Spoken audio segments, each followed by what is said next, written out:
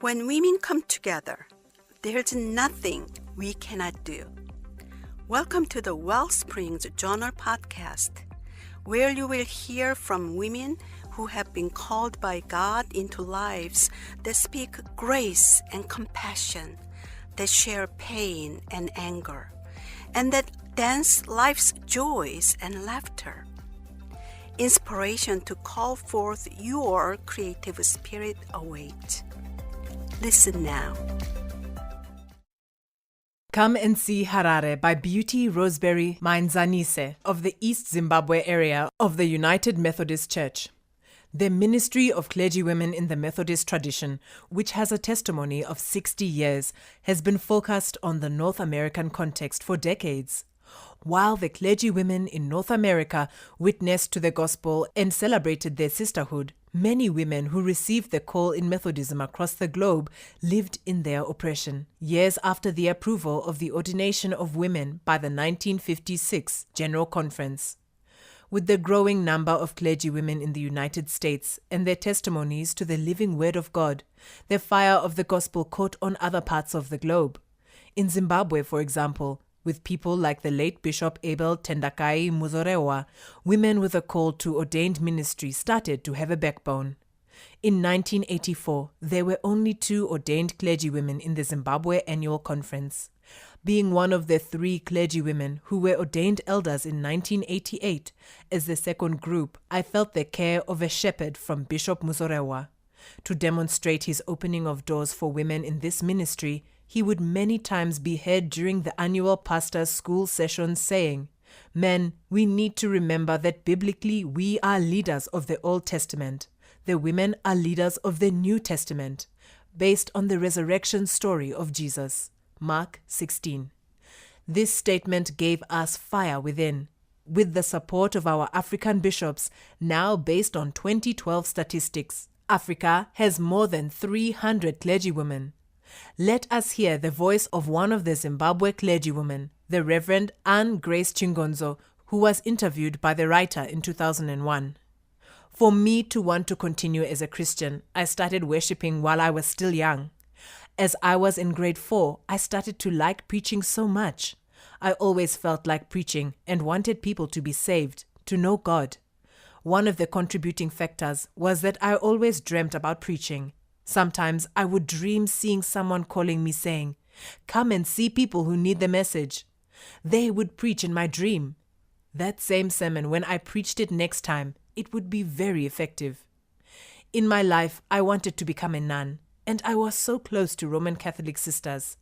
I admired their service together with their love and care. These sisters arranged a trip for me to go to Switzerland for training, but I was not allowed to let my parents know about it. But the secret became known to my parents. They transferred me from Mhangura. They said, "You are not going anywhere." When I went to Mutambara, there was Reverend Christopher Jokomo as the pastor, and he was told about my story that, "We removed her from there because of this condition, so please assist her." That's when he took me to a sister, Deaconess Fulmer, who was working at the United Methodist Head Office. He said, "So you can be a sister in the United Methodist, and we can train you here in Zimbabwe." While there at Mutambara doing Form 4 in 1983, I had a dream. Reverend Jokomo was in America by then. I dreamt being in a valley with a mountain nearby, which had lawn throughout. That mountain had a very narrow path which people could use. Reverend Jokomo was wearing a yellow gown, and he said, "Annie, I want to show you where you are. If you choose to walk this road, I want you to see how hard it is to walk that road. There are thorns on the road, especially when you get to that point. It is very painful." Then he said, "Follow me." I followed him, walking in front of me. He would say, "You see, walk this way. Make sure you are walking on the right road. Don't step on the sides of the road. You will be hurt." We walked and arrived where there were thorns, and he said, "Be very careful." Then I woke up. All those dreams pushed me to think about ordained ministry. I became a local preacher when I was doing my Form 3, and I was preaching. Towards the end of November of my Form 4, that's when I was interviewed for ministry. But the main challenge which pushed me to go to ministry was that I was concerned about women. The fact that pushed me was that as women, there is not much direct contact we have with the pastor as parishioners.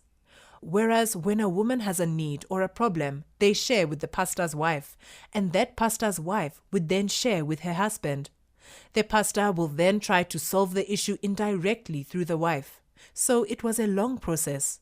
I then felt that if I became a pastor, being a clergywoman like this, I can manage to go direct to the women and talk to them. I was ordained as a deacon in 1986 at Old Mutate, and the dream I had in 1983 was fulfilled in 1986. How? That was the year Reverend Jokomo came back from America.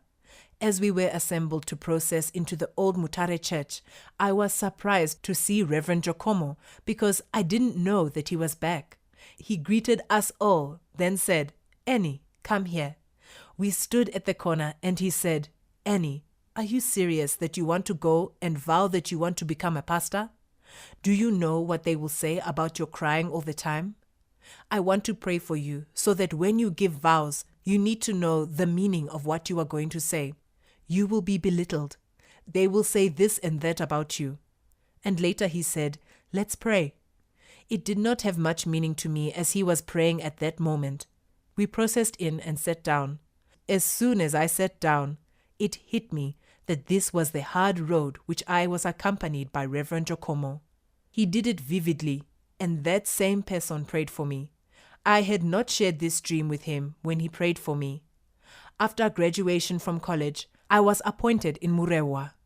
When I got to Murewa, I was not welcome. Why? I was the first clergywoman in that area, and worse, I was a single woman.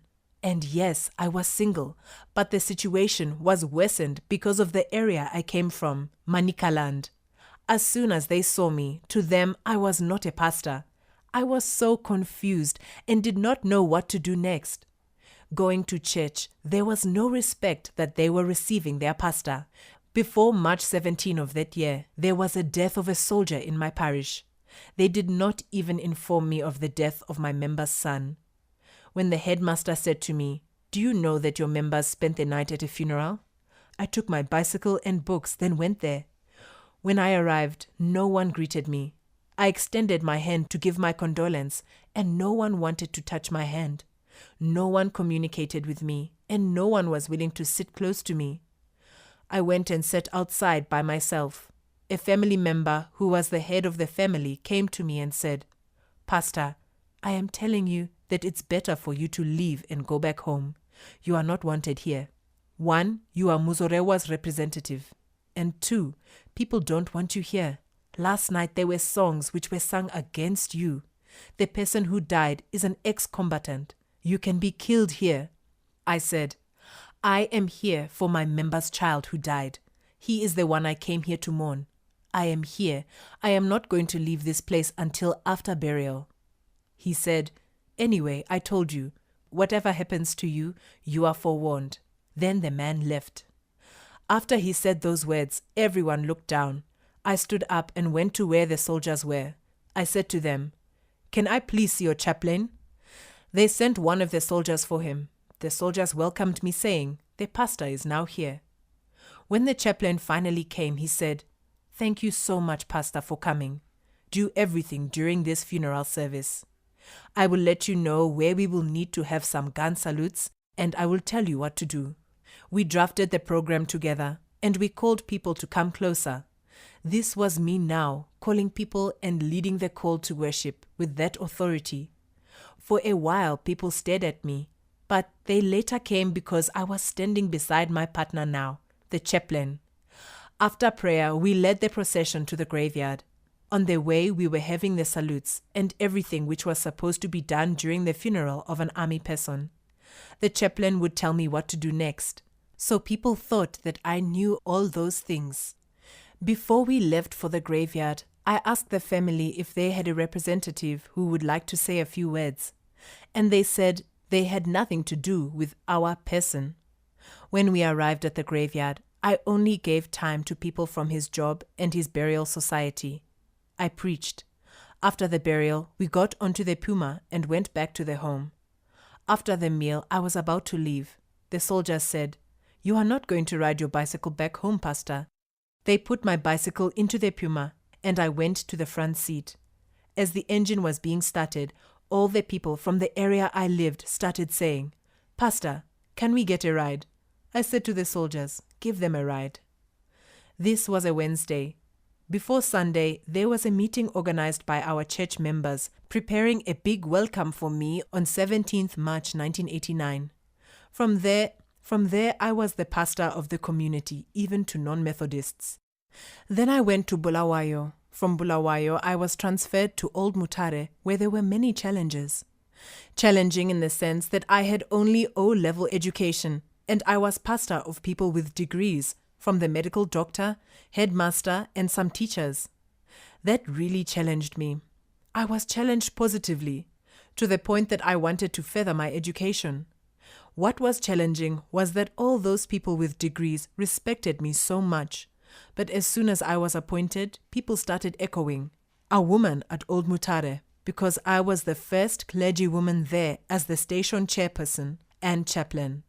But the greatest challenge I had was on marriage. You could see that my husband was welcome more than I was. But the good part of it was that my husband understood me. But even with that, the top leadership respected me. As a person who believes in dreams, there is a dream I had which was unveiled this year. I was at UTC and I dreamt hearing, "Come and see Harare." It was as if we were on top of the Harare copy. While at the Harare copy, I was told, "All Harare needs your preaching." I was being shown all the low and high density areas.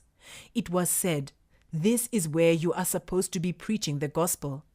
As things were unavailing, I realized it was Jesus who was holding my hand as we went on top of the Harare copy. He started to leave me behind, and I said, "Don't leave me, Jesus." He said, "That's a challenge for you." That dream came vivid this year after my appointment as DS. The whole area I was shown in my dream is where I am overseeing as superintendent. But the dream happened in 1986, so I believe in these dreams, and they really come true. So that's my spiritual journey. Using this example, we see now that what started as a North American clergywoman's venture has now windows open to a wider global sisterhood. Thank you for listening to the WellSprings Journal Podcast. Be sure to visit wellspringsjournal.org to find more resources for the journey.